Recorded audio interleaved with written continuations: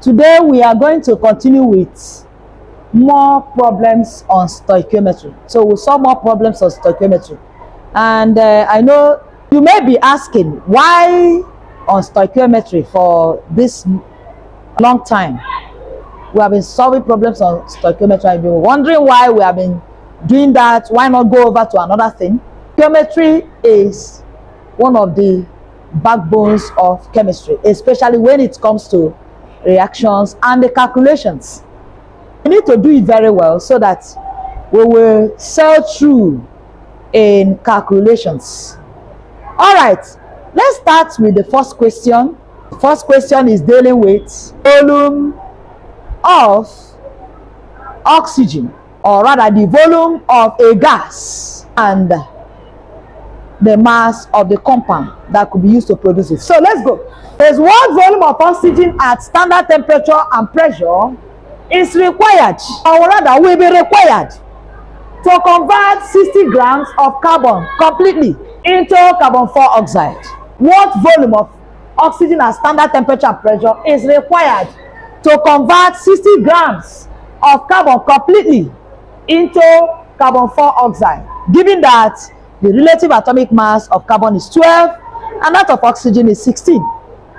I will have our equation for the reaction. Carbon plus oxygen will give us carbon dioxide. The first thing we do is to go back to our equation. Go back to our equation. We have that carbon is 12 grams here, and we have 1 mole of oxygen. And we said at standard temperature and pressure, 1 mole of every gas occupies 22.4 dm³ volume. That is to say that here oxygen, the volume of oxygen here is 22.4 dm³. 22.4 dm³. From this equation, we now have, from the equation, 12 grams of carbon will react or will be burnt by 22.4 dm³ of oxygen. That's the volume of oxygen that will burn 12 grams according to the equation. Now, how many dm³ or how much dm, or what volume of carbon of oxygen will now burn 60 grams of this carbon completely? That's what we're looking for. How much volume of oxygen will burn 60 grams of carbon completely and convert it to carbon dioxide? I have x dm³ of oxygen will burn 60 grams of carbon.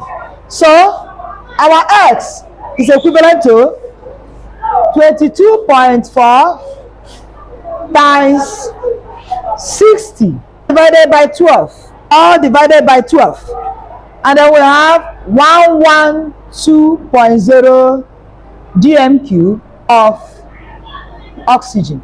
112.0 dm³ of oxygen will convert 60 grams of carbon completely into carbon dioxide. Otherwise, in other words, we'll burn it completely and convert it to carbon dioxide. Let's look at the second question. The second question says magnesium reacts with tetroisosulfuric acid according to the equation. Look at our equation. Magnesium plus tetroisosulfuric acid will give us magnesium tetroisosulfuric and liberate hydrogen gas. I say, how many grams of this magnesium will react with 20 cm³ of 2.0 mole per dm³ tetroisosulfuric acid? How many grams of oxygen? We are looking for the mass of magnesium. How many grams of magnesium? We are looking for the mass of magnesium that will react with 20 cm³ of 2.0 mole per dm³ tetroisosulfuric. The first thing we do is to determine the amount or the number of moles of tetroisosulfuric acid. We start with the solution. We determine the amount, which is N CV over what? 1000. We are determining the amount of tetroisosulfuric acid in this volume and in this concentration, this molar concentration. We'll move it to 2.0, which is the concentration, multiplied by 20, which is the volume, divided by 1000. And that will give us 0.04 mole. Now 0.04 mole of tetraoxosulfate acid in this quantity, in this volume, and in this concentration of this acid. And the next thing we will do is to find a mass of this acid in 0.04 mole. And to do that, first of all, you calculate the molar mass of tetraoxosulfate acid.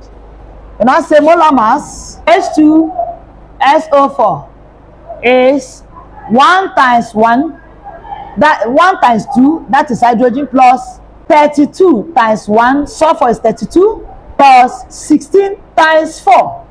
That will give you 2 plus 32 plus 64, and that will give you 98 grams. That's the molar mass of tetraoxosulfate acid. And with this molar mass, we will determine the mass of this acid in 0.04 mole using our equation, using our formula, M equal to mass over molar mass. Mass over molar mass. And we are looking for mass now. Our mass, the mass of tetraoxosulfate acid in 0.4 mole of the acid, is giving us mass equal to the amount or the number of moles 0.04 times the molar mass, which is what? 98. And that gives us 3.92 grams of H2SO4. So 0.04 mole of this acid contains 3.92 grams of the acid. I've gotten the mass of the acid.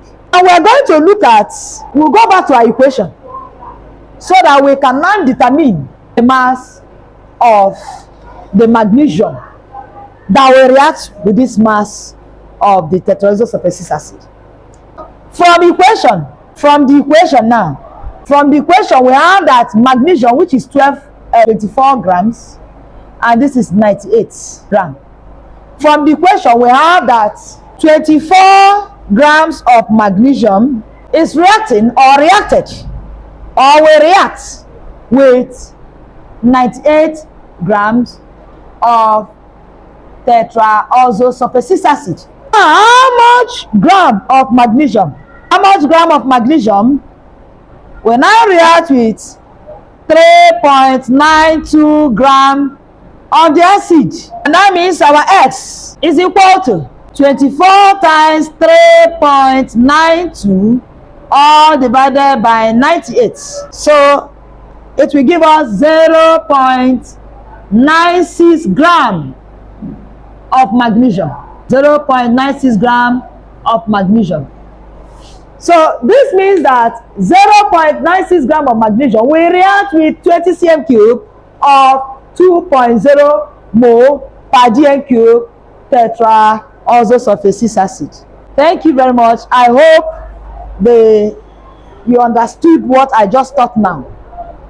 Please drop your comments or questions at the comment section.